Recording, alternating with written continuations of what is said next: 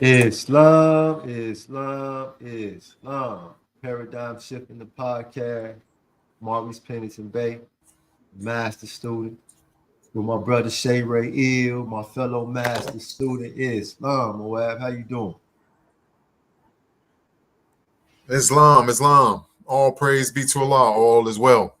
To complain would be a sin, brother. It is yet again an honor to be here and striving to do my part in the uplifting of fallen humanity, specifically dealing with trying to shift the paradigm, or trying to assist people, trying to assist brothers, sisters in assisting themselves.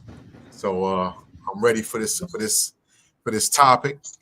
Uh, Culture versus cancer. Um, and it's been a what is today? What is it? Sunday. It's been a. That's I mean, right. I Sunday was about to school. say it's been a long week, but I just remembered that today's the first day of the week, right? So I'm ready to get into it more. I'm ready to get into Hey, it. you know, What you got for me? man, what you got for us?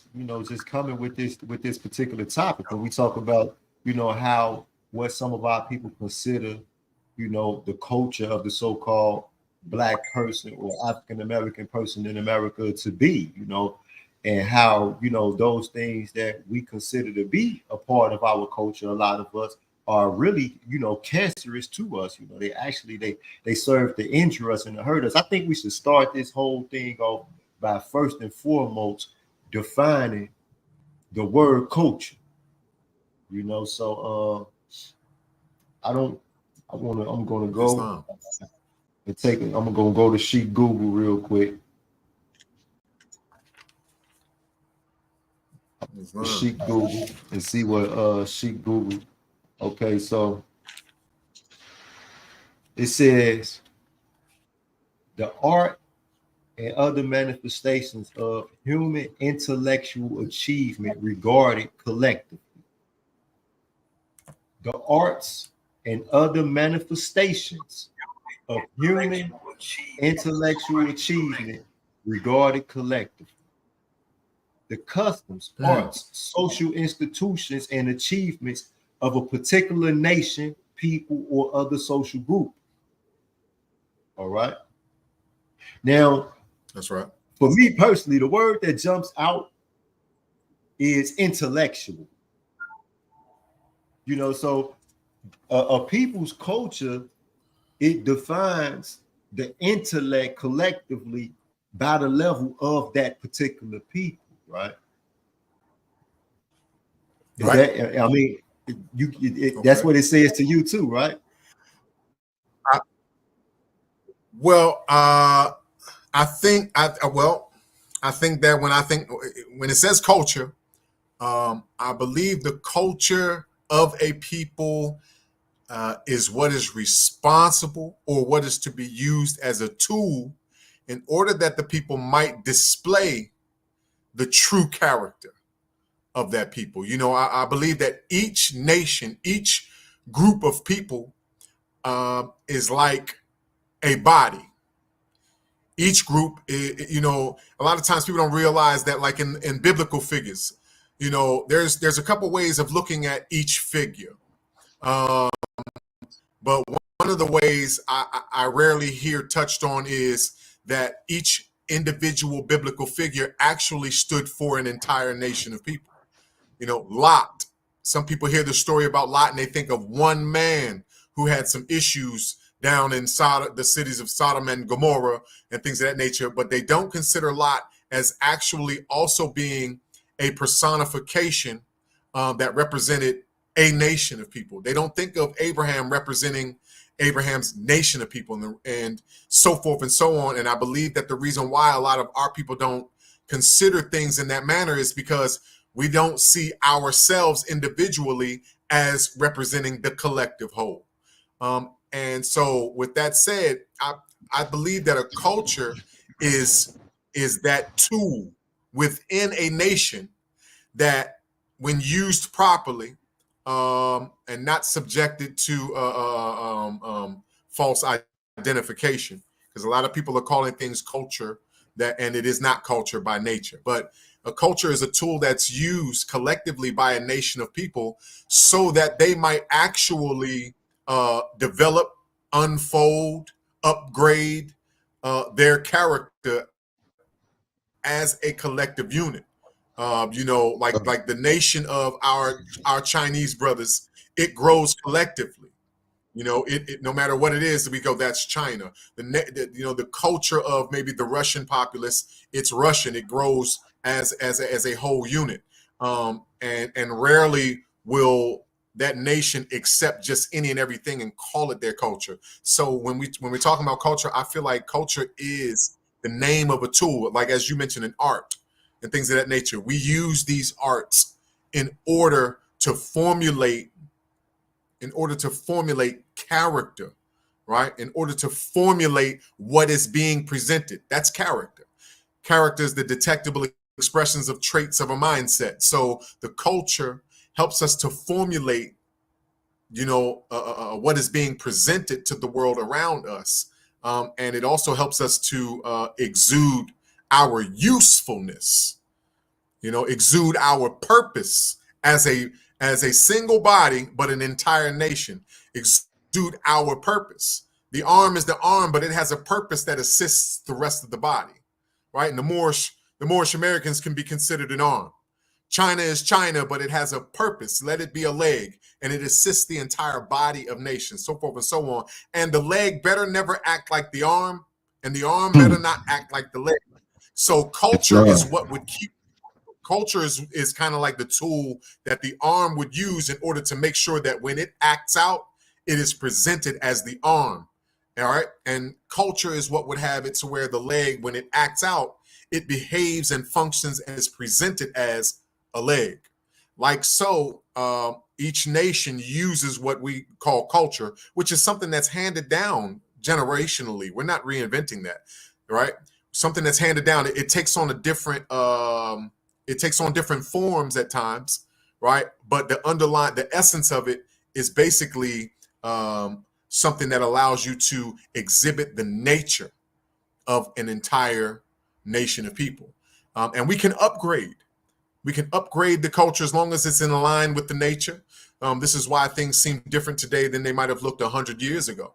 However, pardon me being so long-winded about it, culture is basically our tool. It's what we use to unfold ourselves collectively and present ourselves and our usefulness to the body of nations as a whole on the planet Earth.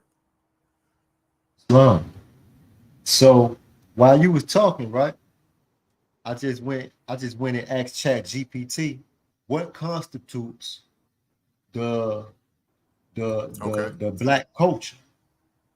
All right. So one of the things,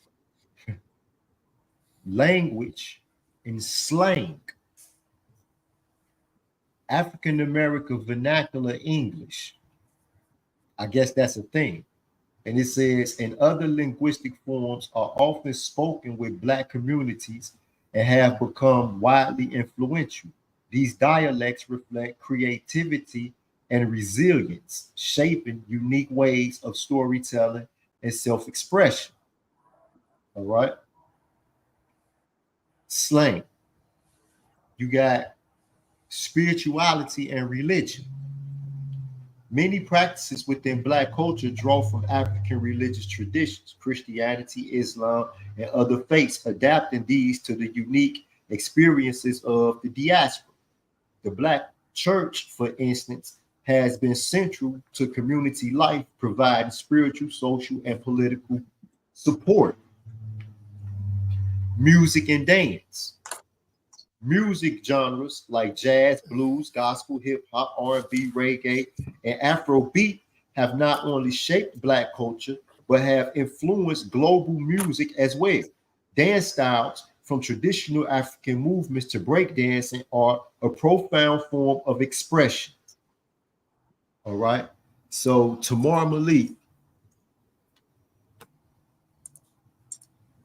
he says, "We are culture, point blank, period." Break that down. Break that down for me, Tamar?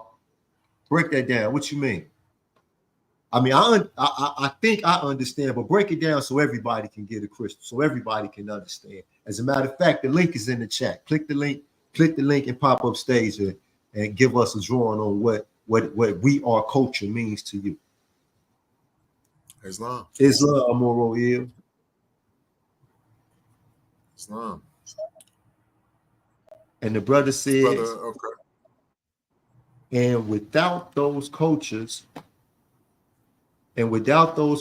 what does this country have? Nothing. Now, okay, and first and foremost, peace and blessings to the brother Tamar. I know the brother personally. You know, this was a brother of mine. You know, he was in the Dismal Crips with us on the same location. He had left that location prior to you coming to that location. You know, listen, when we're I want to say this. The podcast today, you know, paradigm shifting the podcast, and the subtitle is Culture versus Cancer. One of the things that it's important for us to understand here is that what we're addressing is the fact that there's been a case of mistaken identity. Okay, there's been a case of mistaken identity, and that's very dangerous. If you want to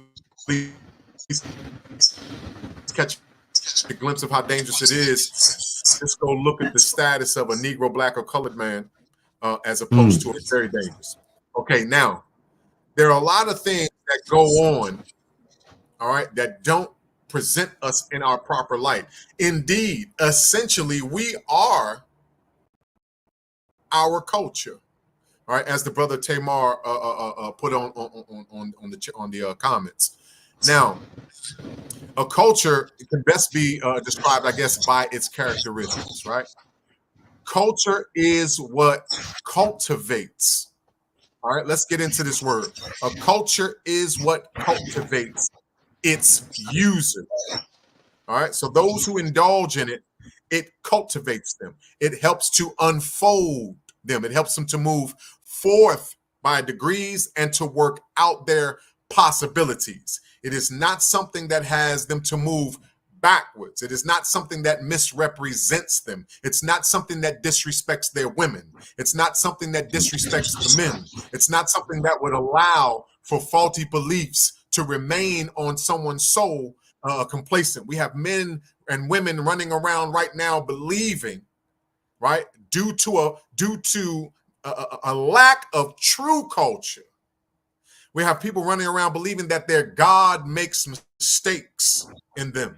And this belief is allowed to remain because of a lack of true culture. Culture by name. Remember, the name of a thing represents its nature. Culture cultivates. It unfolds. Culture is the reason why a seed unfolds to bear fruit. Culture is the reason why a seed unfolds to bear fruit. Okay? So what we have to understand is if what you're engaging in has you to digress, if what you're engaging in and calling culture makes it so that it's cool for us to refer to each other as niggas, if what you're engaging in makes it cool for us to refer to the gateway of humanity as bitches, if what you're calling part of your culture is something that glorifies gun violence, alcohol abuse, drug use, gross consumerism, where it's more important to have a certain to have on clothes that cost something while the character you have on is so shabby.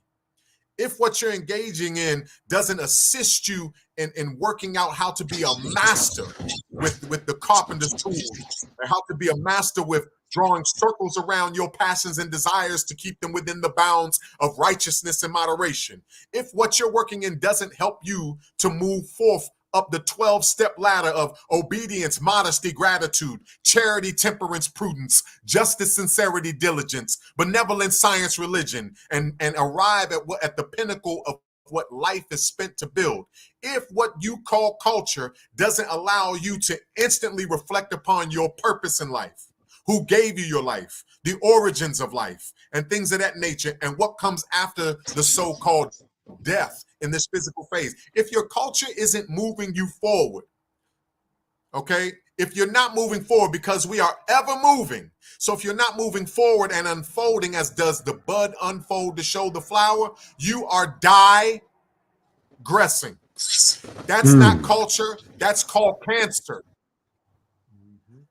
If it's not cultural, that AL on the word culture, if it's not cultural, meaning of or pertaining to that which cultivates, then it is cancerous. If it is not cultural, it is cancerous. So when I talk to a young brother, for example, and I say, man, you know what I mean, the hip hop, because he called anything just hip hop. And I say, hold on, because hip hop in some of its origins, although they talked about the hard times and things of that nature, it could teach you and help you move forward. I said, and what you got going on right now, where the young lady is talking about her vagina and anus hole, and these 12-year-old little girls are starting to mimic her because they learn by patterns. All right. I said, that right there ain't part of no culture. If it has you to move backwards, it is not cultural, it is cancerous. And to call it cultural is a case of mistaken identity. And this is how people are losing their lives. Islam? Grand governance just gave us some source information right here. So culture, mid 15th century, the tilling of land, act of preparing the earth for crops, from Latin cultura, a cultivating, agriculture, figuratively care, culture, and honoring, from past participle. Okay, so the Holy Quran of the Moorish Temple of America, it says that Allah, the husbandman of everything that is, threw forth the human seed into a soil of soul, that it might grow, unfold, as does the bud unfold to show the flower.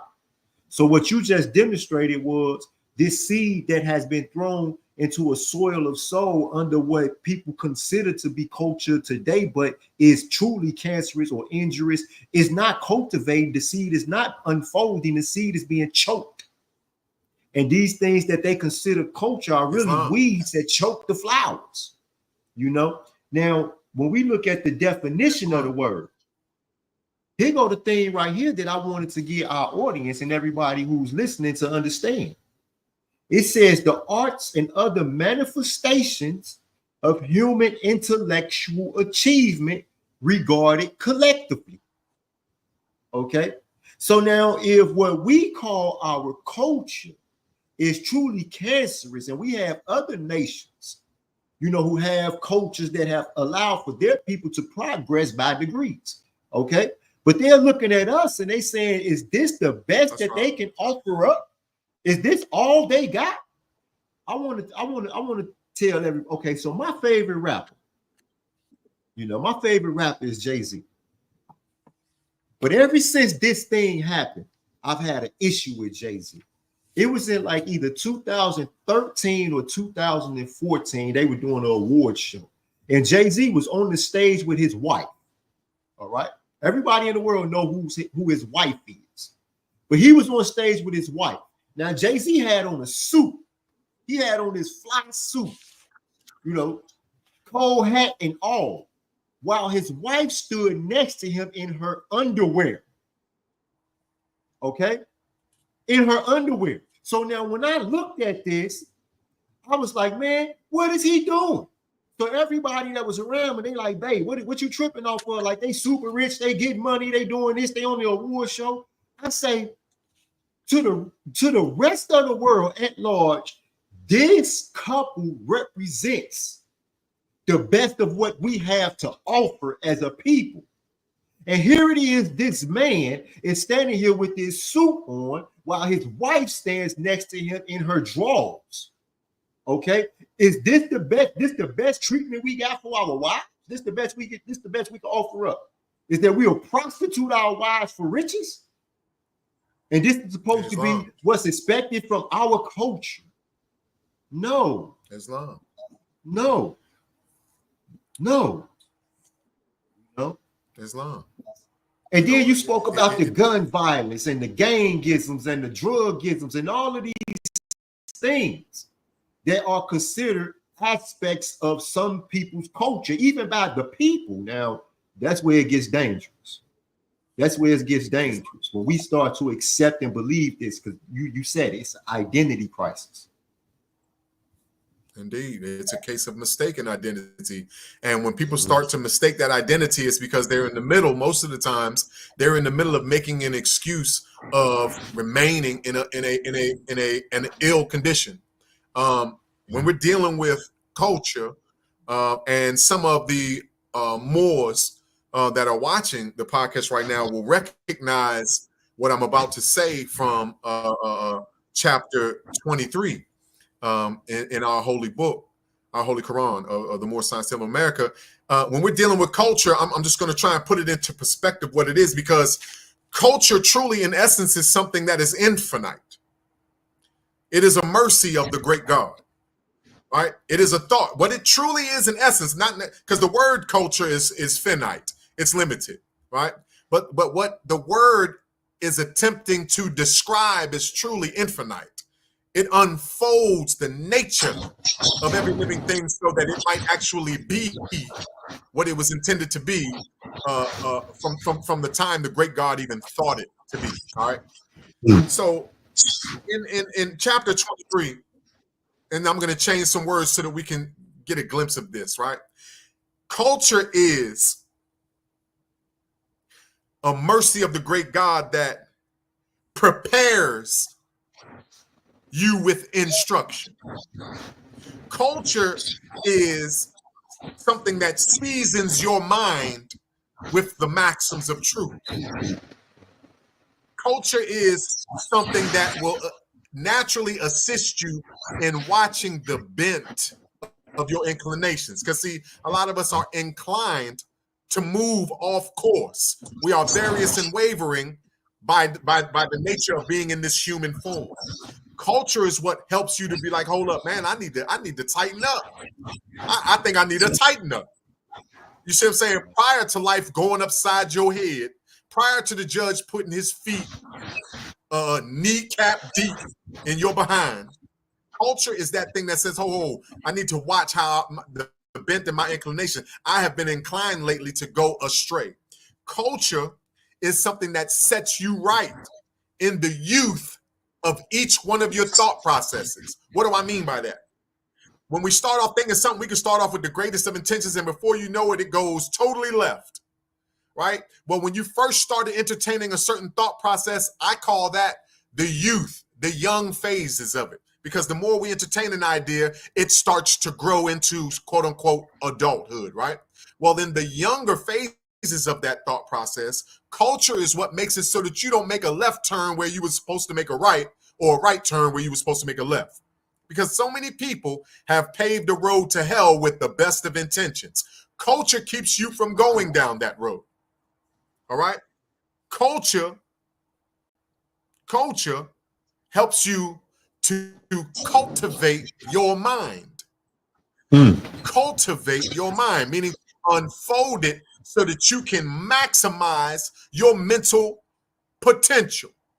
Right? A lot of people talk about economics, but they don't realize that the spirit of economics, this starts in the mind, right? Before we get to talking about what you invested your credit card digits or them greenbacks in your physical pocket on, you got to understand that your first currency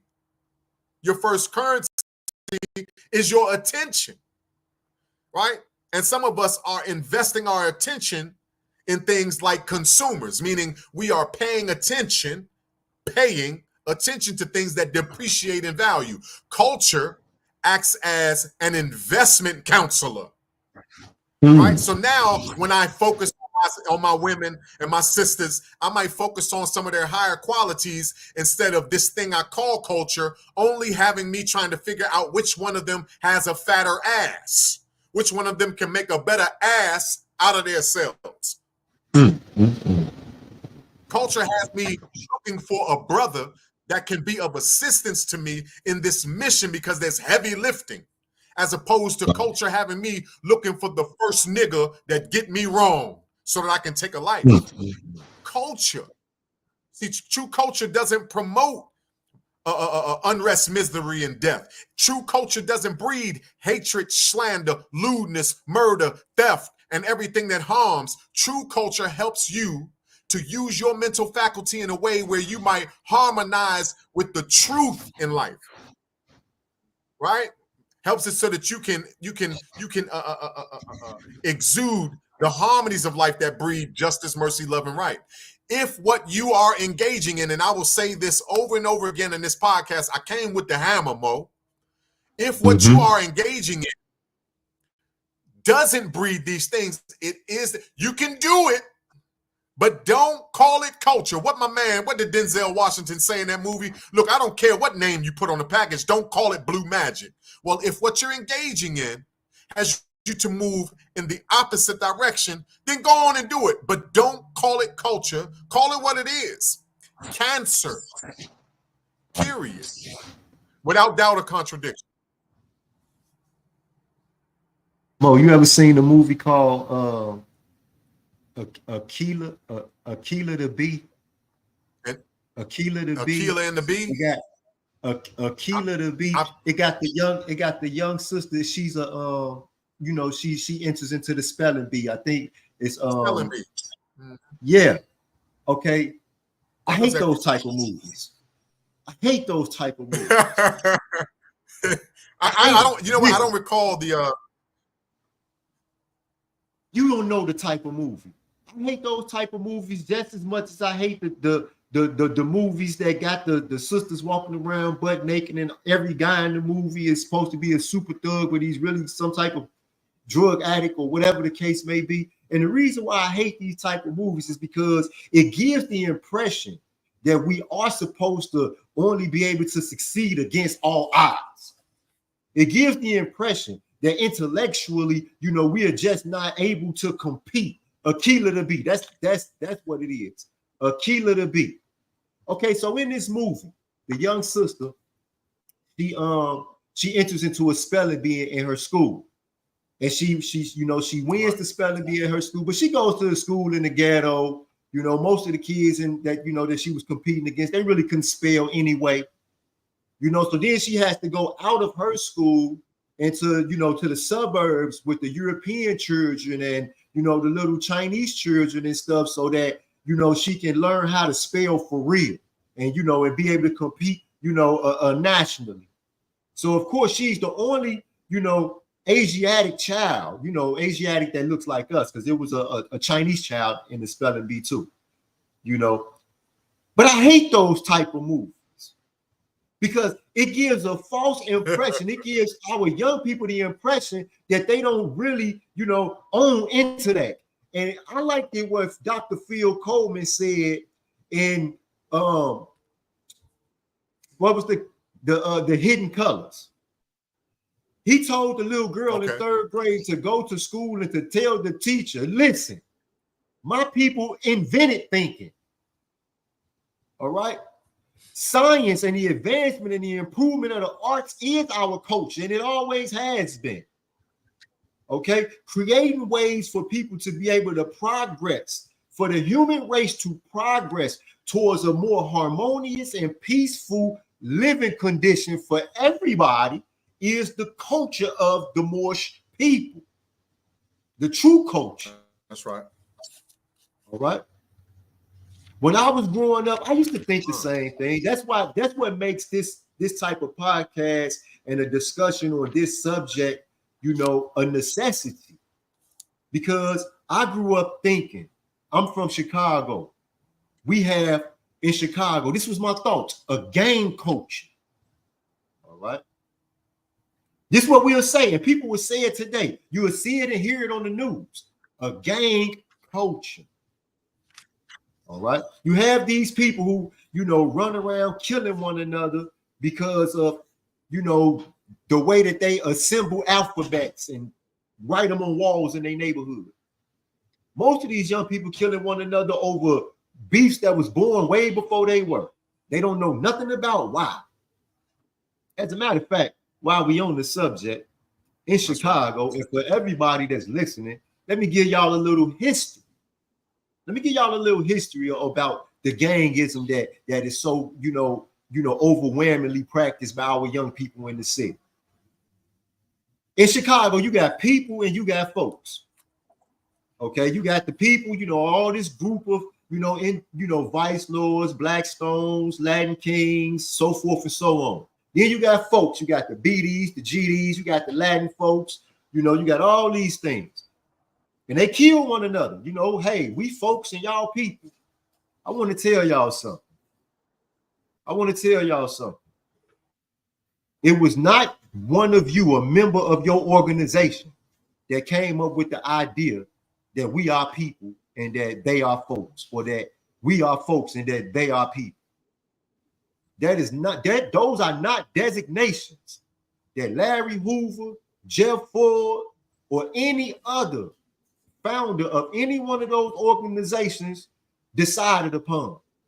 Those designations were created by the Chicago Gang Task Force so that they can further draw a wedge between these groups and make it easier for them to deal with these groups. They put on their wall, they say, all these people who we see with this 5-pointed star, we want to call them people. And all these people who we see with this 6-pointed star, we going to call them folks. In the same way that those of us who that had ancestors, because all of us ain't have ancestors that was on plantations that was called slaves. That's another false narrative that we have accepted. All right. But some of us did.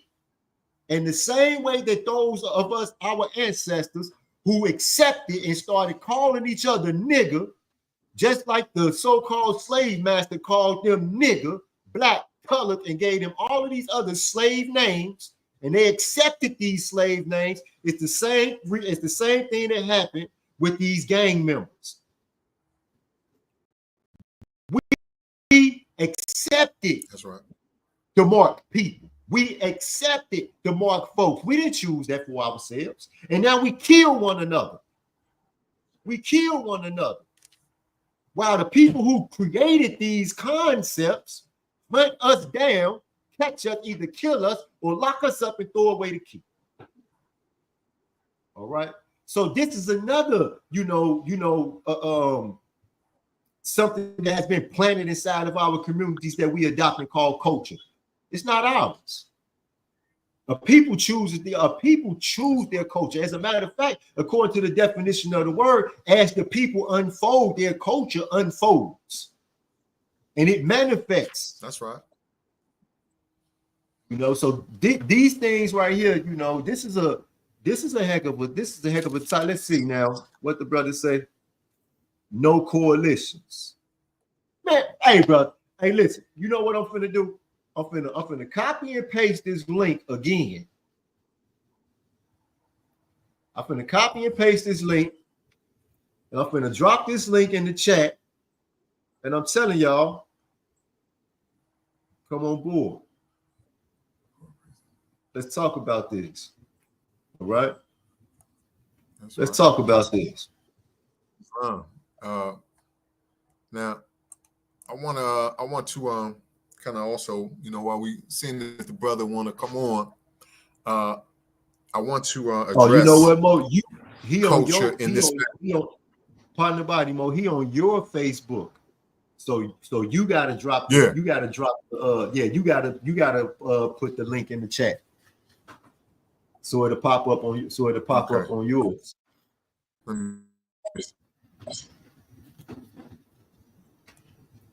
Okay, now I'm about to. Let me see. I'm gonna have to learn how to do that. Okay, if you look up top right there on the top, you see up under the tabs, you see that link, that HTTPS right there, the StreamYard.com. Yep.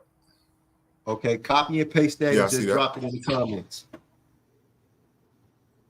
Let's get these people. Let's get these people up here. Drop it in the comments. Yep. Let me see. Let me see. Okay, I got this right here. Cast print, save as. Okay. Can I just put it in my comments? The link? Can I just Yeah, do that? Can just I just put it in my comments and then you can yeah. yeah, Can I just just type it right there? No, just you can't copy and paste it. Shucks. For some reason it's not letting me do it with the understanding I possess. So let me see if I can do it this way. All right. Now I did pretty good putting the what is that, the banner and all of that, the title and the information today. But now this is going to be a new hurdle right here. But I'm going to get to it. Let me see, B9 and let's see,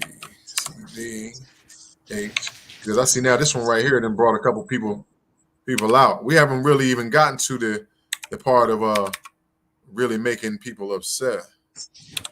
That's coming next. Let me see. No, Let me see. hey Mo, we don't want to upset the people. We want to enlighten the people. We want. There you go. How about that? Is that right? Okay. There you go. All right. So now the brother, you can come on, Tamar. We're waiting on you, brother. It's only in your YouTube. It's a brother of mine here, so it's only in your YouTube. It's it only pop up. It's in my YouTube. Facebook. Yeah, you see right there that it got YouTube. No, it didn't pop up. Okay, I see. It didn't pop up on your Facebook. Okay. I wonder why not. Is there something special I got to do here? Let's see. You are live. Okay. Well, okay. I wonder. I don't know. I have to figure that one out. I have to figure it out more. But before I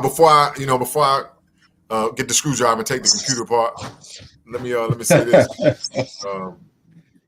Yeah, with the about culture. This way we might actually consider it in a manner that has us to move forward from here appropriately, right? Culture is a very powerful but delicate and sensitive living force. Culture is a very powerful but delicate and sensitive living force. All right. Culture can almost be looked at as, your own child, so to speak. However, a child that gives back to you the amount of love and care and protection that you give it. So when I say love, care, and protection, so for example, out of love, care, and protection for culture, that which helps to cultivate and bring out the God within me, right? Out of a love and care and respect and things of that nature and a willingness to protect it, I would never, allow certain things to be called parts of that culture. To do so would be to act as an infecting agent to the culture. Okay, it's kind of like somebody urinating in their drinking water. These things are meant to help sustain you, and yet you do what it takes to potentially pollute it. Okay, so I want us to look at culture, as something delicate that demands your protection. It's not just a word. Okay, this is the key to unfolding your potential, and not just at any time, but in this era of time now.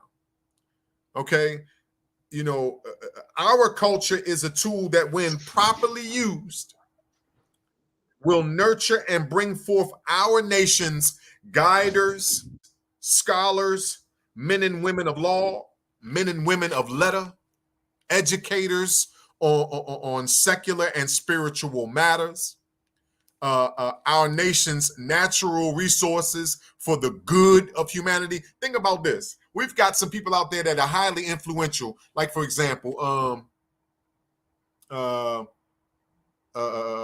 Wayne. Yes. I don't know everything there is. I don't know everything there is to know about Lil Wayne, but there are certain things that have always been presented to me about Lil Wayne, and that's been his artwork and some of the things he said. Now, you can imagine some of the things that he has promoted to any and all ages, All right, we're not even going to get into yet how much we should hold some of these DJs and radio personalities and all of that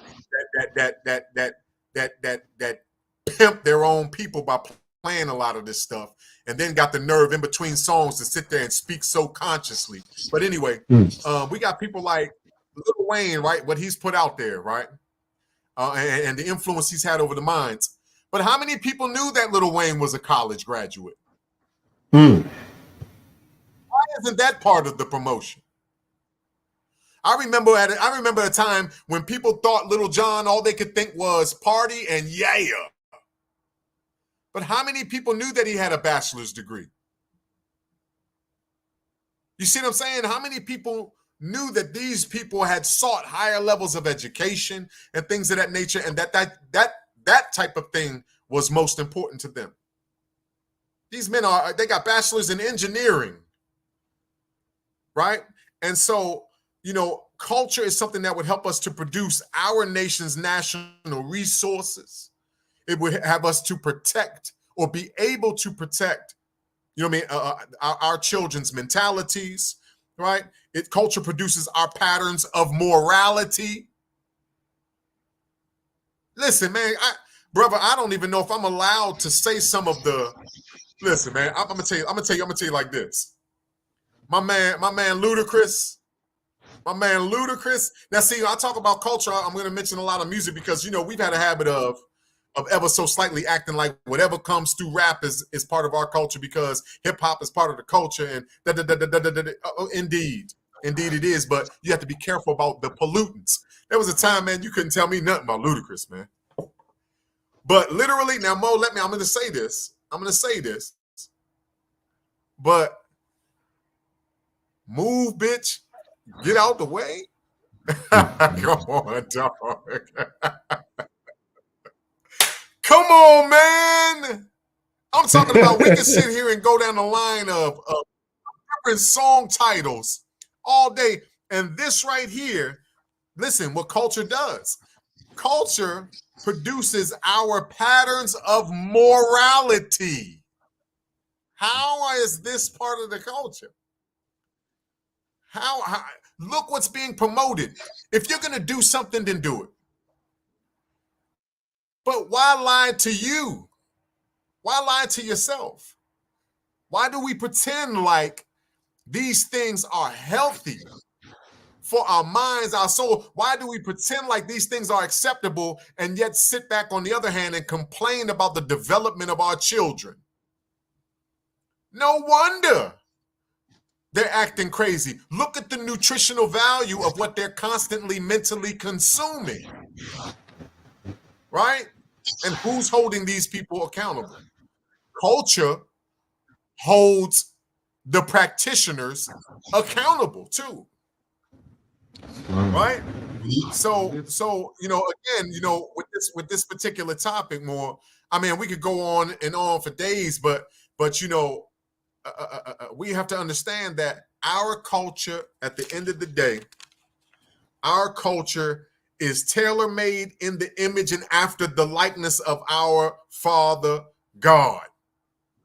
The essence of it is tailor-made in the image, meaning the nature of our Creator. And it helps us to bring out the God in us.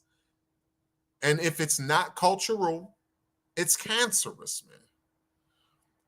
It's cancerous. You know what I mean? I remember when a brother told me one time. Go ahead. No. Let's hear it. Islam.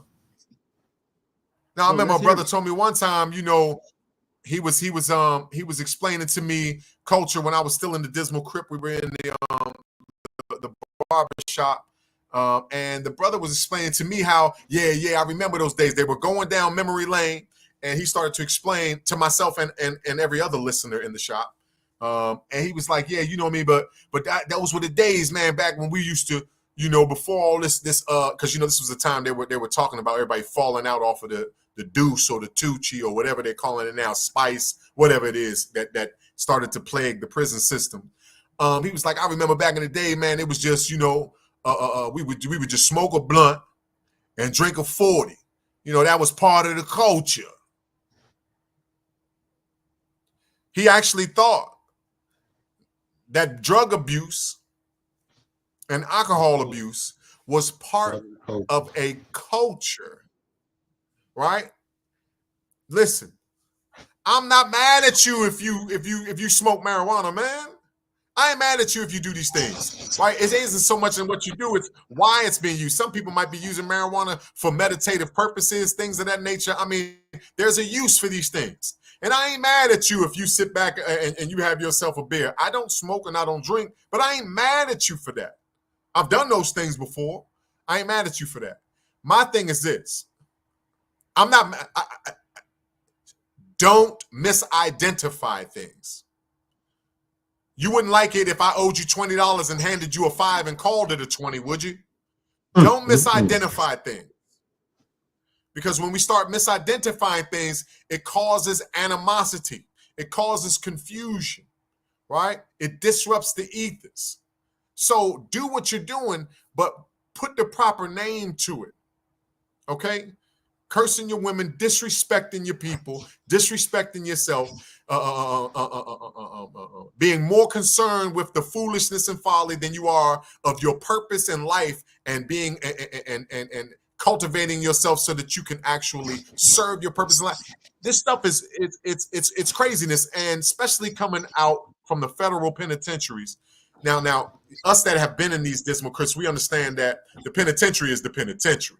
Right? There's a high, medium, and a low, and we call the high the penitentiary. But those who have not been on that side of the gate, it don't matter if it's a high, medium, or low. All of those things are called the penitentiary, right? So when I say coming from the penitentiary after 16 and a half years, those of you who have been in, I'm not doing no faking and acting like I was in the penitentiary for 16 and a half years. I'm saying penitentiary based off of what the people outside of the gates understand. So 16 and a half years of sitting in the federal penitentiary, right? And so many people are sitting there idly. I mean, the federal penitentiary, I feel like that they've got a franchise in that hotel commercial where they say, we'll leave the light on for you, right? Because the doors are always open. You're always invited, right? And you know the people that find themselves revisiting and revisiting and revisiting and repeating those things? Those who are not feeding off of the culture laid down for them by their ancient forefathers. It's a divine heritage. You know, that's what I want to say. It's a divine inheritance, more. The Prophet Noble Ali said that we need to go back to the creed and principles of our ancient forefathers. Because you asked a question. You asked a question, and that question deserves an answer. You said, you know, how many people actually know that Lil Wayne has a college degree? How many people actually know, you know, the education and, you know, the effort that these individuals put towards becoming successful? Now, with that being the case, they are entertainers. And since, you know, we don't find the things entertaining that should be entertained. We are entertained today by, you know, watching people bleed. We are entertained by, you know, seeing, you know, some, you know, woman on TV getting dogged out by some man, or vice versa, you know, whatever the case may be. We are entertained by pain and suffering. So when individuals become driven by the pursuit of making money, then they say, well, forget the culture. Forget the culture. I just want to be entertaining. Okay? Because everybody just wants to be entertained. So now culture doesn't even matter no more. No. And since culture doesn't matter to the people, the group of people who have rejected their culture are at the bottom of the food chain on the planet. While the people who live according to their forefathers' creed and principles, no matter who they are found somewhere at the top. They found some. Now, if we would just think what would be the best choice for us, you know, so that we could just be in a comfortable position to have better living conditions by the level, then we would latch on to our culture like it was the last breath, like it was, you know, like a drowning person to a tree or something. You know, but we actually reject it. You understand what I'm saying? And a part of that culture is the cultural aesthetic. What do we view as attractive? You understand me? Look at our women talking about culture. The most beautiful women on the entire planet. Aesthetically, absolutely gorgeous. I'm talking about stacked body for days. Look at the various multiple olive hue complexions. You understand me?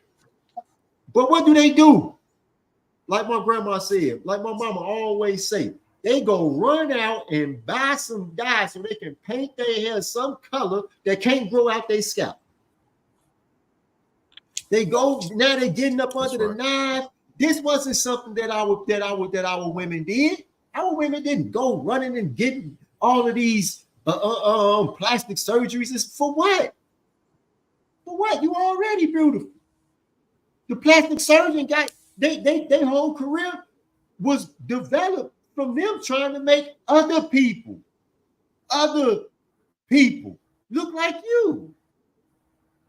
You know, and then when we talk about, you know, academically, you know, what does our cultural paradigm look like? You know, what sciences and what arts are important to us?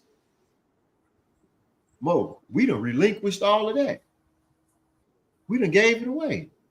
I'll never forget the old Sheikh Bannister Bey. He stood right there in the temple. And he reminded us, he said, the Prophet Noble Jew Ali said that the Moors, the Asiatics here in America need to learn to love instead of hate. And then he said, you Moors is loving too much. Y'all giving away everything we got. So while we are abandoning our culture, while we are abandoning the fruits of our culture, you know, that our ancestors and our forefathers, they bled and sweated so that these cultural identifications could be here for us. Now we're allowing for other people to usurp that from us while we become cultureless, or we adopt these cancers, these cancerous ideals and behaviors and concepts and paradigms and call it culture. You know, it's tragic, for real, Mo. It's tragic. And then you see it being, you know, perpetuated. You see it being marketed to our babies. What's the rapper name out? Lupe Fiasco. Lupe Fiasco got a song, Bitch Bad. All right. Listen, when I first heard that song, I was in Allenwood, and a young brother came and he said, he said, you gotta hear this song that Lupe Fiasco just made. You gotta hear it. And I'm like, well, what is it? And when he said the name of it, I'm like, man, I don't want to hear that song. And he said, no, you gotta hear it. And when I heard he was saying that bad woman good. Listen, because this is what we don't understand. Our children know what good and bad mean. We the ones who don't know what it means. So when we do this, the child is looking and the child is saying, okay, so they have, when I become an adult, or it's a part of adulthood to flip-flop the good and bad. We're gonna exchange the good for bad because the bad is good. All right. And then they start to do this. And then when they do it, you know, what's wrong with this child? What's wrong with this child? No, what's wrong with their parents? What's wrong with the people who's supposed to be their examples? What's wrong with them? That's right. Because they definitely know. They know what good and bad is. That's why I get on my family. I get on my family all the time. I tell them, don't call my grandbabies bad. You keep calling them bad, sooner or later they're gonna believe you. Sister say, she say their mind and self-confidence is low. So the self-hate and self-destruction Because she's relating to is herself real. is most important source of health and mental health. He may skew respect for dishonor. Bitch Yeah, play that, bad, play that, play that, play that. lady better, be misunderstood.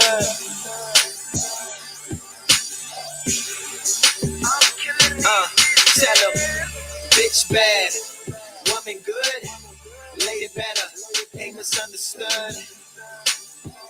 They misunderstood. Yeah.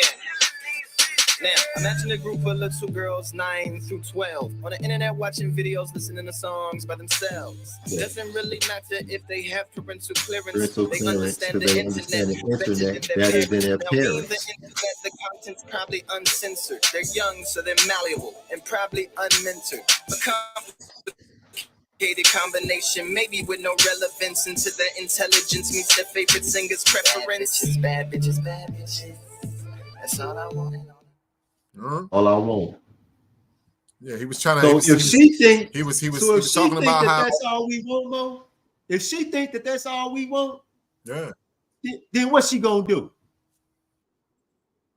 What's she gonna do if She's she gonna think that that's strive to all we be. want? She's gonna strive to be what she feels is acceptable. And we do not She own gonna the strive to rights be to what that she thinks. music. Find the body, Mo. We do not own the rights to this music. Thank you for reminding us, Jackson Day. We do not own the rights to that music. That music belongs to Lupe Fiasco. Yes, wow. All right. Great. Hey, you know, I want to point something at this, you know, so that things are put into an organized. We definitely don't want them to do that. No, I want to point something out where about culture and what culture does, right? Because again, speaking about something that is infinite, it's hard for us to just say the word and the word itself coming out of my mouth be what it is. So I constantly want to push forward an idea, right? I want to exactly as Kate Glover said. What is she going to do when she believes these things are acceptable? She's going to conform to that behavior because it offers a sort of reward, right? That's right. As far as she understands. But I want to talk about what culture does. In this way, maybe it'll spark something in the mind. Culture subjects the mind to the effects of study. Culture subjects the mind to the effects of study. So we investigate things. Based off of culture, we'll investigate, inquire things, research things, examine things, analyze things. We're no longer just led along like blind sheep.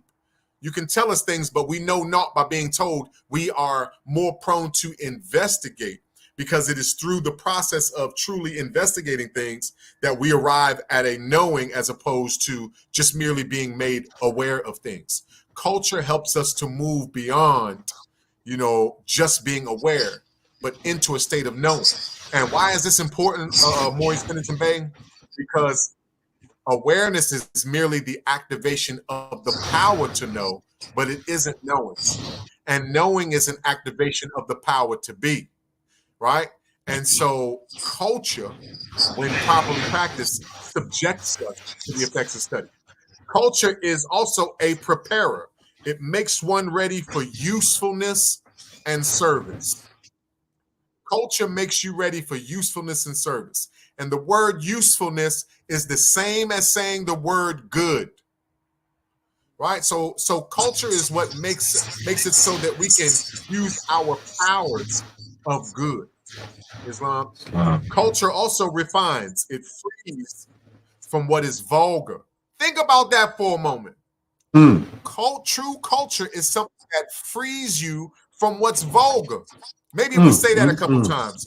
True culture frees you from what's vulgar. What is vulgar? True That's right. culture frees you from what's vulgar. All right? It frees you from the impurities of unwanted materials, and true culture will start making that which is vulgar offensive to you. It will become offensive. to you. True culture develops intellectual and moral faculties by education. True culture is designed to pull the best from within you.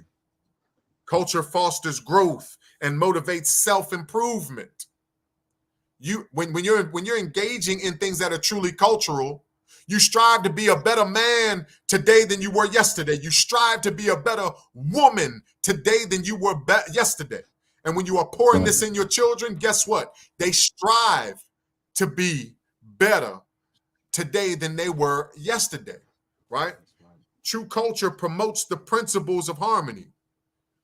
The Moorish American Muslims understand these to be love, truth, peace, freedom, justice, right? Culture provides a safe environment to integrate patterns of understanding. In other words, a true culture makes it so that you can practice ideas of love, truth, peace, freedom, and justice without being scrutinized. We're so bass-ackwards that love seems like something weak and consciousness seems like something for the European. You know how many times I've heard brothers ridicule a brother who was striving to do something righteous or conscious, and the only things that the circle of people he was in had to offer him was, man, you act like a white man. What? Culture motivates moral excellence. What's wrong with doing that? I mean, damn, even white t-shirts were in style at one time across North America. Why not morality? Why not conscience? Why not? What's wrong with it? I mean, Pennington Bay, Maurice Pennington Bay, listen, if you're not careful, people will convince you that, you know what, maybe the right thing is the wrong thing. What's wrong with it? What's wrong with giving a pass? Check this out. How many of you viewers, if just say me in the comment box, if you want to answer this question. How many of you that are listening or viewing this podcast right now have done what you consider to be the wrong thing? And when I say the wrong thing, you done did something in your life where you be like, man, I was tripping. And even still, the great God that gave you that life force didn't snap your life force away from you while you were doing the wrong things. Right. If the great God can have patience with you and watch you misuse the life force he's given you, and yet give you that quote unquote pass, then what's wrong with handing out a pass? Do you think that your creator feels like a sucker because he didn't snatch the life force from you that he gave you when you messed up? Well, why do you have to do it to your brother man? Why do you have to do it to your sister woman? What's wrong with showing peace? What's wrong with being able to endure? Don't you realize that it is much easier to pop off and act like an animal when the passion calls you than it is to restrain those passions and be a man? Right? But you act like you're doing something tough when you duck in the number one wreck, which is that foe within yourself. Culture helps you to deal with that foe. Culture says, no. Get in the ring with him. What's wrong with that? Right? Culture, I'm going to tell you something that culture does not do more. I'm going to tell you something that culture does not do. Culture does not promote superstition. Right? No. Culture doesn't promote having beliefs that are not backed by reason and understanding. How many times you heard a fool say they did something, you ask them about why, and they say, well, because. Yeah. Right? Culture does not back idolatry. There is but one God. We do not worship physical objects. Mm-hmm. Culture, and some people are going to be mad about this one. Some people are going to be mad about this one, Pennington Bay. The culture of my people. The culture of my people, Pennington Bay. Maurice Pennington Bay. I'm telling you what's about to happen here. My people's culture, Islam. I'm going to skip over that. No, don't skip over that. No, we ain't ducking no. Okay. What you talking about? the culture of the Moorish, the culture of the Moorish American Muslim does not promote Christianity. Islam, it don't. We return to that. All right, my forefathers are the founders of the first religious creed for the redemption and salvation of mankind on earth. Our culture doesn't do that. Our culture does not promote the disrespect, especially for women. Now qualify that though, so Islam. we don't leave no misunderstanding. Now qualify that. Okay, Islam. I'm gonna do it like this, Mo. Food is food. Would you agree? Absolutely. Food is food. Cat food is food. Fish food is food. Dog food is food. Food is for cats, Mo. Hold on. But it's food, Mo. Dogs. Right. It's food, though, right? No. My point is this. Here's my point. You know, there is food that has provided for some people's earthly salvation, and there's food that provides for some people's earthly and divine salvation. My people are the founders of the first religious creed for the redemption and salvation of mankind on earth. My people stepped away from that religious creed. And when I say religion, I'm talking about the spirit of it. Relegare. Relegare means to relink or bind back to the straight path. My people only stepped away from that straight path by acculturation, which is the manipulation of their culture by an invading culture. Right. And it has not helped to uplift them from the unwholesome depths of Negro, Black, and colored and Ethiopian in order to place them in a position where they could be upright, independent, and fearless beyond a mere act. It has not done it for them. And so my people's culture does not lead them in that direction. There's Islam, some beautiful people. I want to read something real quick, right? The definition of religious creed. A religious creed is a formal statement or system of beliefs that outlines the core principles, values, and doctrines of a particular religion or faith. It provides a summary of the key tenets that followers are expected to believe and often serves as a declaration of faith or a guiding framework for religious practices and moral behavior. Okay? So our ancient forefathers, the Moabites, the seed of the Father, the children of God, established the first religious creed. Now, with that being the case, the Prophet Noble Ali said that we are returning Christianity to the European. Because Christianity, he teaches us, was founded by their forefathers for their earthly salvation. Okay? So, recently I had a brother bring this subject up for me. And he said, well, Mo, Allah gave the Christians Christianity, or gave the Europeans Christianity for their earthly salvation. And I had to tell him, well, I had to ask him, who told you that? And he said, the prophet. I said, that ain't what the prophet said. The prophet said that it was founded by their forefathers. I said, now you ask yourself, what is earthly salvation? Earthly salvation involves us being able to live comfortably right now while we exist on earth in this form that functions here on the plane of things made manifest.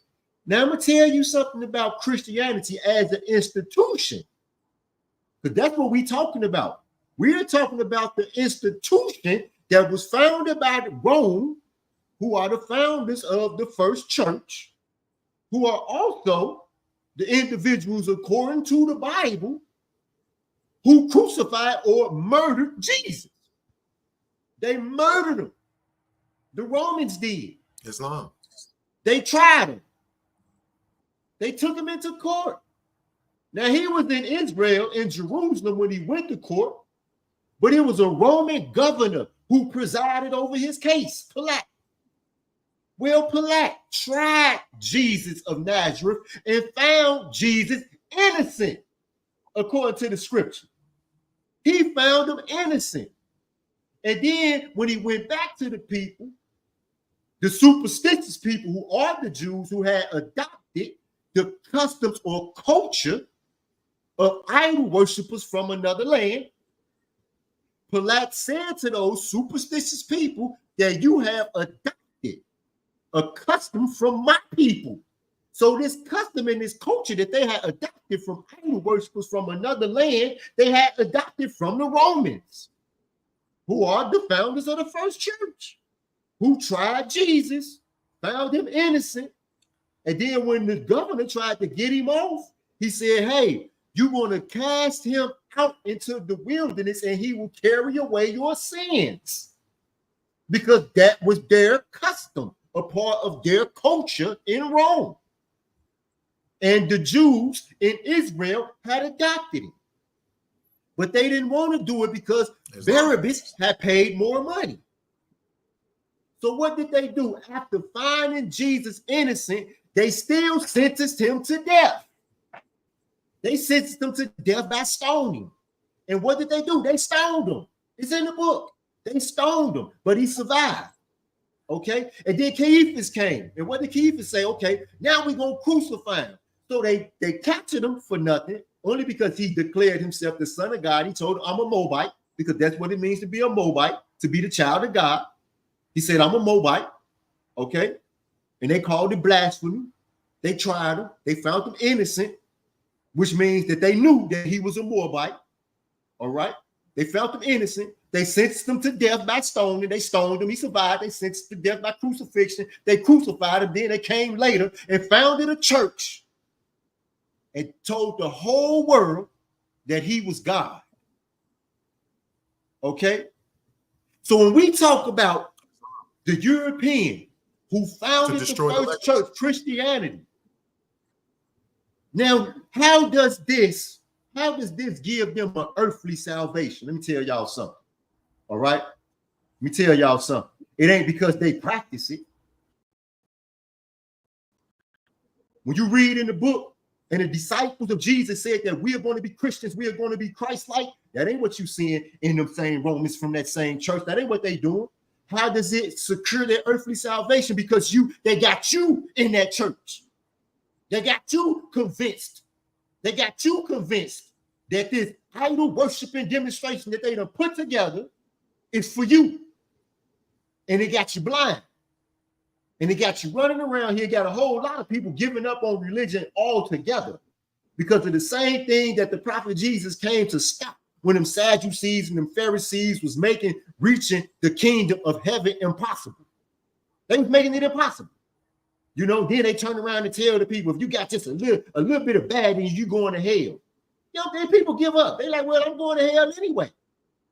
I'm going to hell anyway because I got a whole lot of bad in me.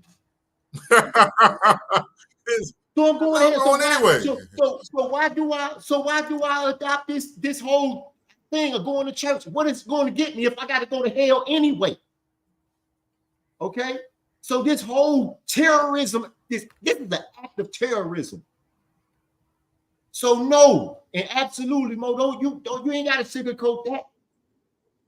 You ain't got to sugarcoat that because it's past time for the people to have a paradigm shift away from that.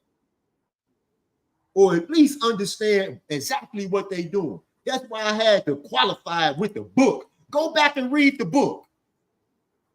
Go back and read it for yourself. Read what it says. And then you take a good look at the institution. And you see that if what they are doing is what the prophet Jesus was doing throughout the course of his life. Because to be a true Christian, and I'm not talking about a member of that institution, but to be a true Christian is to be Christ-like. Okay? So when they start talking about, one of the gifts of the Spirit is speaking in tongues, and then they start and this type of thing, we'll read in the book, and the disciples of Jesus spoke in tongues. They said that everyone understood them. They said that everyone understood them. So now all of a sudden, These individuals are speaking in tongues and we don't know what the heck they talking about. Explain to me, where did this come from? What is its purpose? How do I receive a divine message in a language that I do not understand? Okay? Listen, y'all, everybody out there, Allah is all mercy. And he's also your father. I'm not saying that Allah is your physical father. See, we have to move beyond. We have to move beyond placing limitations around our God. That's not the culture of the Moorish people. The Moorish people understand that God, Allah, whatever you call him, is omnipotent, omniscient, and he's omnipresent. All right? He is supremely far superior in every single solitary statistical category that we can imagine. And therefore, we have no right to place a limitation or a boundary around our God. Our ancestors never thought to even consider doing such a thing. They never thought that Allah was so evil that he would create a devil. No, we create these devils. And as a matter of fact, the Prophet Noble Jew Ali teaches us that the only devil from which men need to be redeemed is self. It's self. Okay? God loved us so much, the book says, and I'm talking about the book that most of our people most commonly read, the Bible. It says that Allah breathed into man's nostril the breath of life, and man became a living soul. That breath literally means spirit. This is the spirit of God in each and every last one of us. The spirit of God is in everything that lives. The Holy Quran teaches us that by the sweet breath of Allah, all life is bound in one. It is a part of the culture of the Moorish Asiatic people to embrace this truth. Okay? To embrace it. So that's why a part of our cultural practice is to sit in sacred schools and learn about the true spiritualities of the self, and to recognize that the spirit is within, and to recognize that the spirit has powers and abilities and the capacity, an unlimited capacity for progress.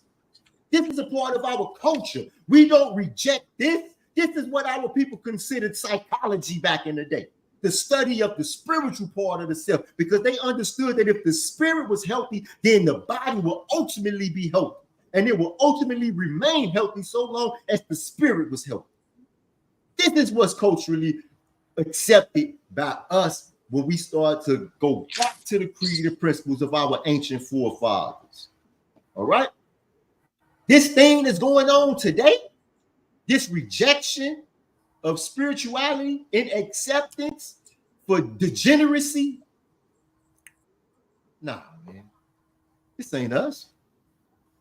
That's why we had trouble sleeping at night.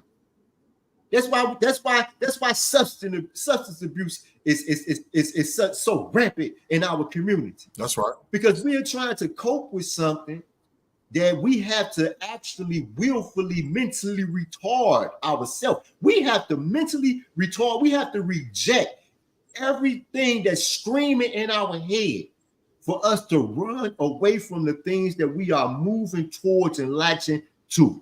We are latching to things that our soul is telling us and begging us and screaming for us to let go and relinquish and reject.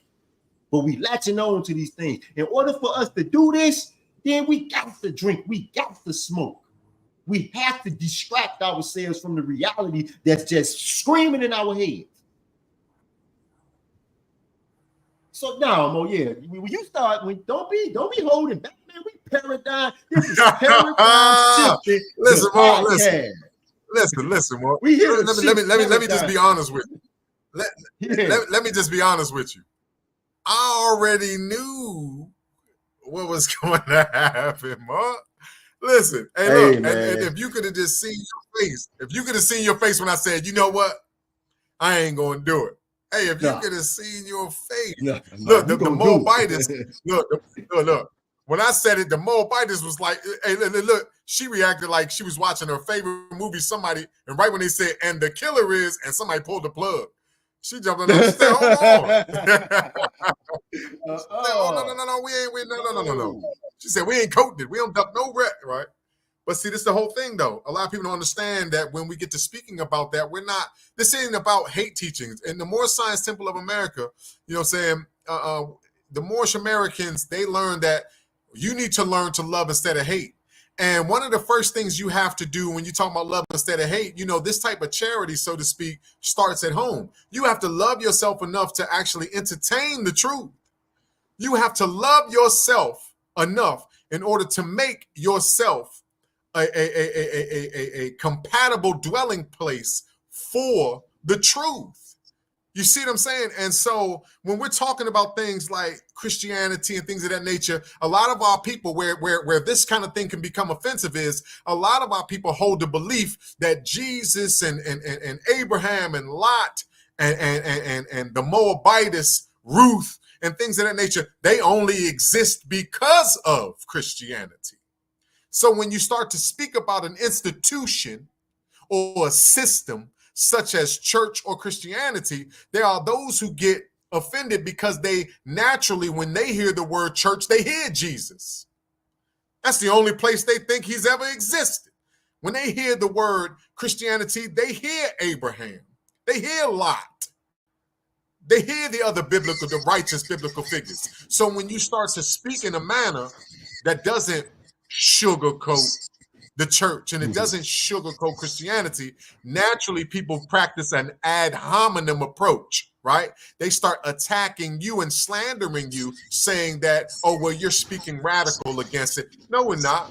We're calling it what it is. A lot of people don't know this, and I want to read this, right? In the chapter of our Holy Quran of the Moorish Science Temple of America, divinely prepared by the noble prophet Drew Ali, whom I follow to a destination neither unknown nor uncertain. There's a chapter, and it's chapter 46, the beginning of Christianity. Okay? It says, the foundation of Christianity began in Rome. The foundation of Christianity. Number one, more. When they say the foundation of Christianity, that lets you know that the foundation and Christianity are two totally different things. The foundation of Christianity, that upon which Christianity stands and finds its power. That foundation began where? In Rome. The Roman nations founded the first church, of whom crucified Jesus of Nazareth for what? For seeking to redeem his people from under the Roman yoke and law. Now, here's where it gets interesting. The foundation of Christianity began in Rome. The Roman nation founded the first church. If you look closely, comprehension will show you the word foundation and the word church are the same thing. Church is the foundation of Christianity. Church is not Christianity. It is a system set up to support the ideological, the ideals of the Romans and their culture. It is a system set up so that which usually would assist in conveying the truth can go through it, because that's what a system does. It regulates the power, the information, the output, the input, and all of that. So when you run certain things through that system, when it comes out on the other end, it will come out in the image and after the likeness of Roman ideals, Roman interests, and things of that nature. And why are we showing this? Is because these are the same people that crucified this man. And since you ran the risk of martyring him, what we'll do is we'll uplift him, but we'll twist the narrative. And people say, well, it doesn't really matter, and this and that and the other. Check this out, man. When you twist the narrative, since the idea is the most potent part of the story, and the idea is what you consume and start to pull your vital nutrients and minerals from, if I twist the idea, I change the nutritional value. All right? So if I twist the idea of orange, and you start biting into it because you need vitamin C, but I've twisted it and the vitamin C is not there, yes, you're eating fruit. Yes, oranges are good for you, but that one has been twisted. So I'm not demonizing the orange. I'm not demonizing the fruit, but I'm telling you that what you need from it, you can't get from it because I've twisted something. Like so, when we're mentioning things like the church and we're mentioning things like Christianity, we're talking about systems that were created far after the institution of the first religious creed for the redemption and salvation of mankind on earth. We're talking about an institution that was created so that when you run some of those stories and anthropomorphisms and similes and similitudes and parables, when you run it through that system and it comes out on the other side, our people searching earnestly for their God. Some of the most beautiful people I've ever known on this planet are in the church. But when our people go into these institutions searching for food, the reason why they come out starving is because they're biting into the equivalent of that plastic fruit grandma used to have on the table. It looked like an apple. It looked like a banana mo. But I promise you, when I bit onto that piece of plastic, there was no potassium. Good. Right? And that's the issue. They go, oh man, these are small things. What does it matter if Jesus was a black man or a white man? And these aren't the terminologies of a Moorish American Muslim, but I'm speaking so that you might understand, right? We don't refer to black according to science means death, and white it means is something totally different than what we would refer to a pale-skinned European as. But oh, there's no big difference. There's a huge difference. We comprehend the inner life by what we see and do. And if we see someone that looks like someone that is not us, and then someone twists the nutritional narrative and tells us that this individual is the great God, so forth and so on, you're starting to affect the foundation of my very mentality. It makes it harder for me to find myself. And what does culture do? Culture keeps the narrative right. Culture keeps the narrative right. Culture makes it so that you can understand and recognize when the truth is being twisted, right? Even when it appears to be the truth, it makes it so that you will do what it takes to bear witness to the truth of the matter. Islam. So when we're talking about Christianity and things of that nature, we're not demonizing being Christ-like, right? I don't even think this is a term our people had for the prophet Jesus, is it? As a matter of fact, the word Jesus wasn't a term our people had for Isa, right? And so culture helps to keep the narrative. Culture helps to keep the narrative correct, right? And we need that. We need that. And so what that's what we're getting into here, Islam. I want to share something with the people. I don't think I ever did this since we've been on this podcast, right? But I want to share something with the people because I really want to. I think that we done shifted into an area where we can actually hammer this thing home. All right. I want to show the people what happens when you adopt the culture of someone else because it's tailor-made by you for you. Islam. So I'm gonna read from the Holy Quran of the Moorish Science Temple of America. I'm in chapter number 16. Pilate's final effort to release Jesus fails. He washes his hands in feigned innocence, delivers Jesus to the Jews for execution. The soldiers drive him to Calvary. A superstitious people are the Jews. They have a faith that they have borrowed from the idol worshippers of other lands, that at the end of every year, they may heap all their sins upon the head of some man set apart to bear their sins. The man becomes a scapegoat for the multitudes, and they believe that when they drive him forth into the wilds or into foreign lands, they are released from sins. So every spring before the feast, they chose a prisoner from the prisons of the land, and by a form of their own, they fain would make him bear their sins away. Now, they adopted this from idol worshippers from another land. Now, watch how this superstition or this addition to what they would consider an addition to their culture was turned against them. Okay? Because since they had already adopted that you could actually place your sins, we could all place our sins on the shoulder of one individual. and then drive them away, that they would take away our sins. So now, despite all of this doggone sinning that we done all did all year, now we can go to heaven. So it was easy. It was easy for Jesus to be turned into the ultimate scapegoat for the whole world. And it was easy for these people who had already been prepared to accept this nonsense to believe it. That's right. And when I talk about these people who accept this nonsense, sadly, I have to be talking about a lot of people in my own family, a lot of the people who raised me, a lot of people who I love dearly. But we have been prepared to accept lies for truth.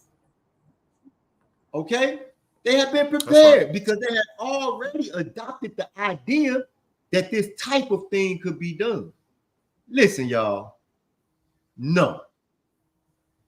You're going to suffer the consequences of your own sins. And I'm gonna tell you this. If you live 50 years,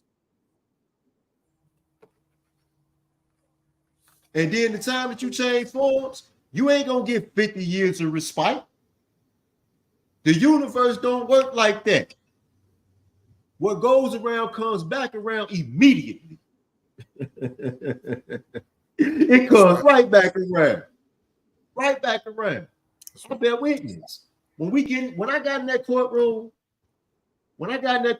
at 23 years old, and that judge sentenced me to 252 months, I wasn't just being sentenced by what I had allegedly did at the time. I was being sentenced for everything that I had did that I thought I had got away with. All of the hardships and the obstacles that still present themselves in front of us today, these are consequences of our actions.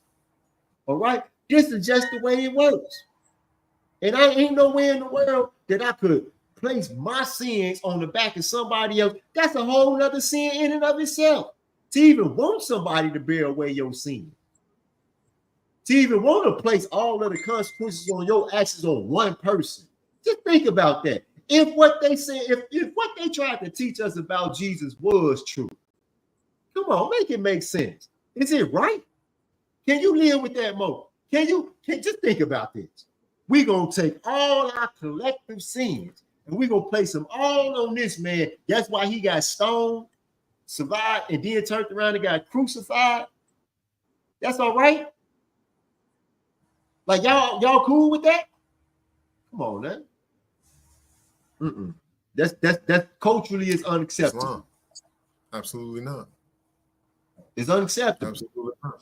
We don't get down like that as a people. Absolutely not.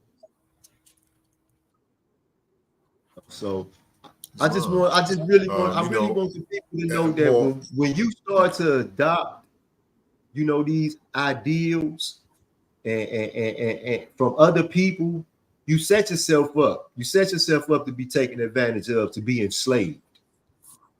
The Prophet Noble Ali said that all people suffer slavery because they honor not the creed and principles of their forefathers. All people have suffered slavery because they abandoned their culture at some point.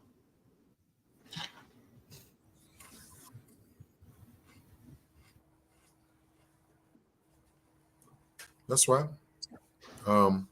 More, and we could again we could use the hammer on this. I mean, all evening. I want to say this to everyone listening. Your culture is a benefit to you. Your culture is a benefit to you. Your culture is, it's like a sun. And I don't mean a son like a child. I mean a son like that which you find in the heavens, right? And it's in the Quran, in a chapter titled Holy Instructions from the Prophet Religion, the Holy Quran of the Moorish Temple of America, chapter 35. It reads an instruction number 2: the Son is not Allah, though his noblest image. He enlightened the world with his brightness. His warmth giveth life to the products of the earth. Admire him as the creature, the instrument of Allah, but worship him not. So when we're speaking of culture, it's sort of like that. It is an instrument of Allah.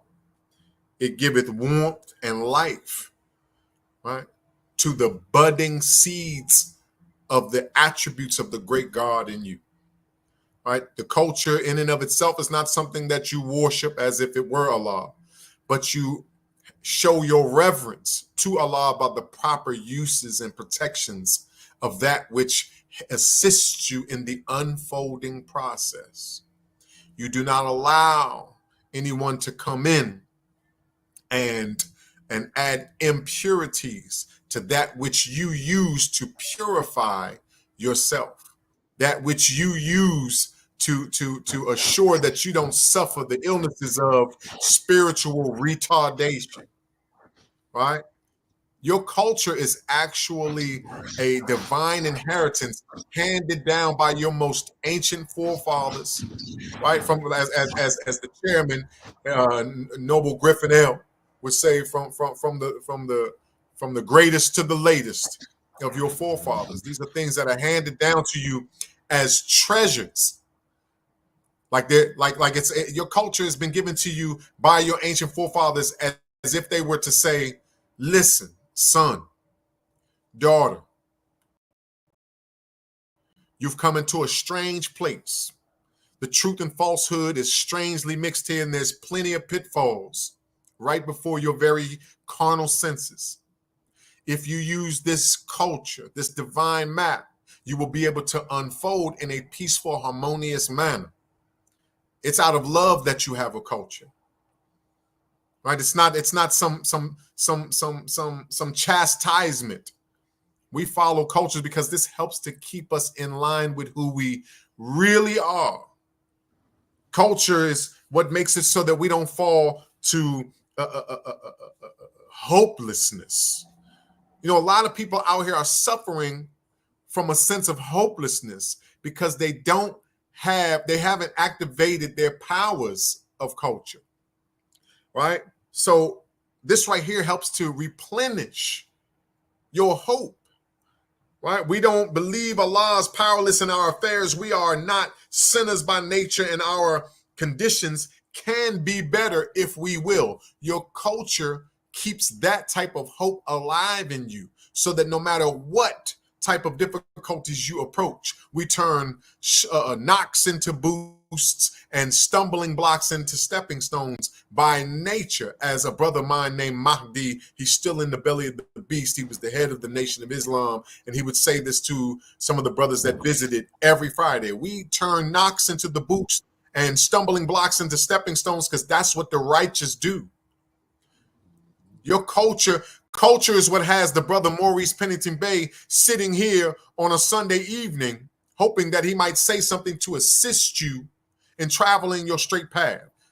Culture is what has me sitting here attempting to assist the master student Maurice Pennington Bey and hoping that I might say something that helps us as a nation rise above certain conditions. I haven't got it all figured out.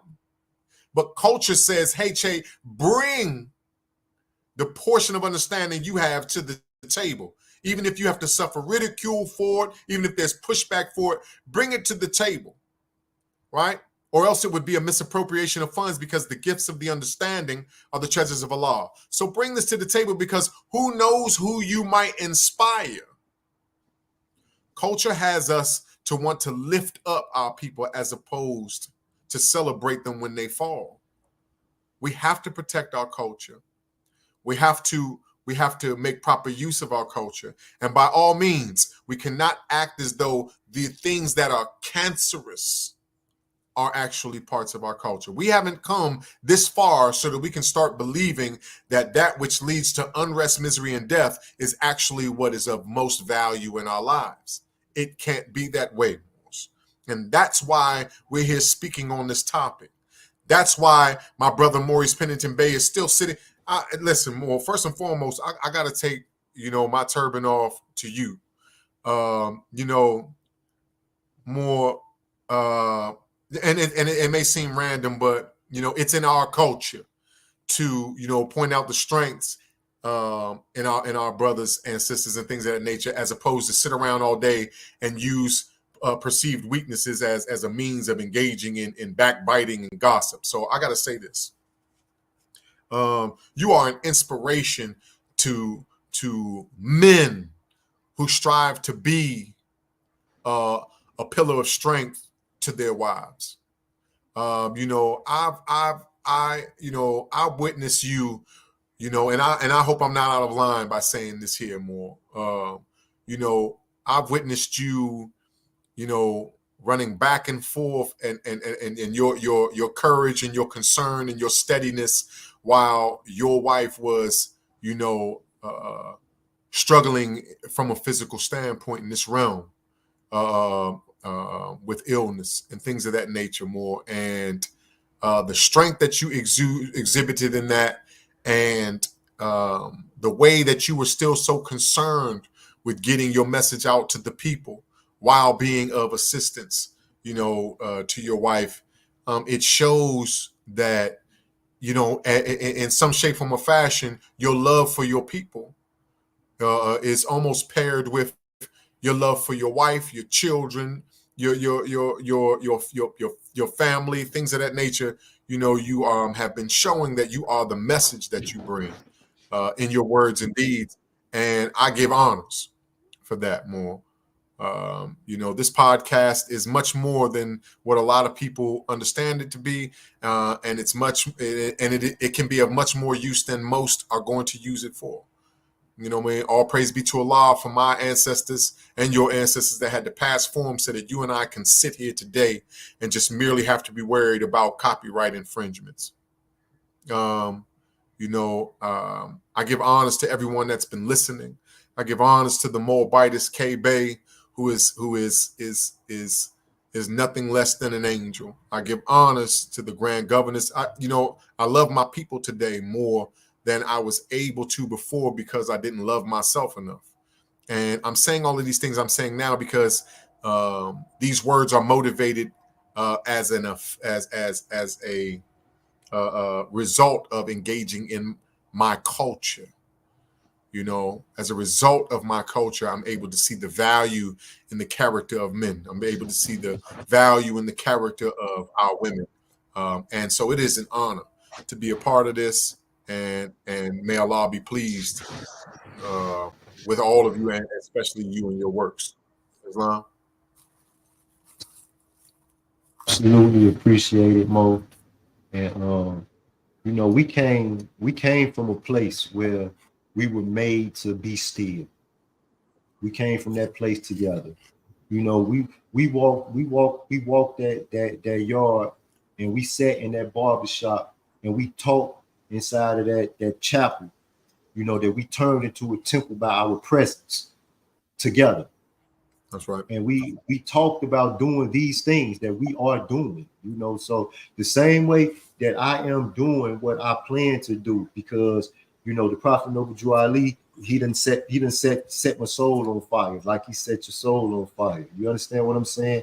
And the truth is, I love people. I love everybody. I love everybody like I really, really do. I can't fake like I don't. I appreciate everything that everybody offers, everyone. I appreciate it. I want to do, I just want to reciprocate everything that I have received. And I said, reflection is the business of man. I sat up and reflected, and I realized that I had taken for granted so many lessons and so many blessings over the course of my life, that God, Allah, set me down, made me be still, and made me to count those lessons and blessings that I had taken for granted. If the Moorish Science Temple of America fails, if the Moorish Science Temple of America is not successful, then everyone who I love don't stand a chance as far as I am concerned. So yes, no matter how difficult it is, no matter how much I'm going through, no matter what I'm going through, I'm going to keep doing this work. I'm gonna keep doing it. You know, I'm gonna keep doing it. I just don't see how in the world I can stop. And I'm scared to stop. I ain't gonna lie to you, Mo. I actually fear it. I fear it because I fear what might be the consequence. You understand me? We are blessed. That's right. Moors like you and I are blessed. Allah has blessed us. The gifts of the understanding are the treasures of Allah. And he appointed to everyone his portion in what measure seemeth good unto himself. So yes, we are blessed. And yes, we have been called to a mighty duty, a very, very difficult job made even more difficult, like the ancestor Harriet Tubman said when she said it about freeing slaves. She said, I freed hundreds of slaves. I could have freed thousands if they would have knew that they were slaves. The Prophet Noble Ali said that it's a mental slavery that you have now. So here it is, you and I and others doing this work of trying to free these slaves who don't know that they enslaved. They don't know. Here it is, we dangling keys to the chains that's wrapped around their ankles and their necks and everything else. But they don't know that the chains is there. Matter of fact, for some type of way, these keys, every Sunday we go over these keys. But they believe that these keys are weapons formed against them. Because they think that the gangisms and the drug uses and the ratchet behavior and all of this degenerate stuff is their culture. All right. So yes, Mo. I you know what I mean. It's a breath of fresh air. It's to just be in the presence of the Moors, Mo. When the Prophet Noble Ali said, you know, that one day we was gonna be looking for good Moors and not be able to find them, you know. I'm afraid of ever seeing that day. I'm afraid of that prophecy ever coming true. All right. I'm afraid to allow that to happen. And with that being the case, we had 5 new members join missionary post number 9 today, Mo. Praise Allah. We have 5 new members. We had some babies. So we got a total. We got 5 babies. We got babies. We got little babies. Praise Allah. You understand what I'm saying?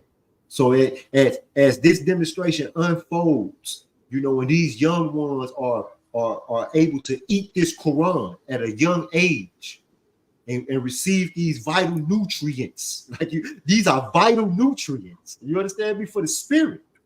Right. So now this spirit, it doesn't have to wait until it's 27 years old like me to be stirred. You understand me? We're going to stir these demonstrations up at 1 and 5 and 6 and 7. And by the time they get 16 and 17, then they'll already be prepared to minister. You know what I mean, Mo? Because this is our culture.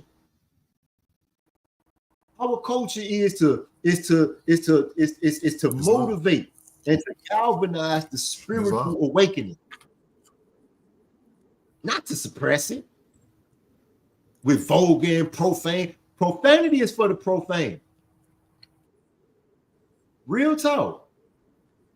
And profanity ain't just about the words that come out your mouth. It's about your paradigm. It's about your worldview. It's about how you see things. You understand me?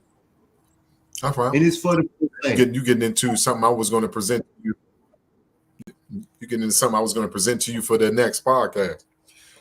I ain't gonna say it now. I don't want to ruin it. What is it? Come on, let's get the people what they call a spoiler. What is it? Say again. I said, come on, let's give it. Well, I mean, you're talking about the profanity is for the profane, but then when you defined it right there like that, well, I mean, okay, we can give them a preview. We're gonna talk about eating pork. We're gonna talk about the diet, strictly and specifically talking about eating pork. but it's going to get a lot deeper than probably most people believe can understand at this moment. Yeah, because you are what you eat. Yeah. And then Let's talk you know, about and when paradigm shifting. That's a divine diet. Islam. You know, that's something. You know, that's I look forward to that. I look forward to that. But we're gonna change the word. We ain't gonna talk. We ain't gonna just talk about eating pork. We're gonna talk about eating swine and predators. All right. Well, this is what I'm gonna say. Right? Let's see if we keep it. Paradigm shifting the podcast, a divine diet. Divine diet, Islam. Let's see. All right, y'all. Y'all ready? Facebook, and YouTube done said that paradigm shifting a podcast violated copyrights with our intro and our outro. So we don't have an intro and an outro right now, but give me time. Give me time. I'm gonna put us together a demonstration though. With that being the case, like it, share it, subscribe to it, talk about it. Whatever you do, be open-minded. That's right. Your mind is yours. You can change it if you want to. The wise man doubteth often the change of his mind, while the fool is obstinate and doubteth not. He knoweth all things but his own ignorance. Man, I'm mad I can't just turn the song on right now, man. Y'all, we gone.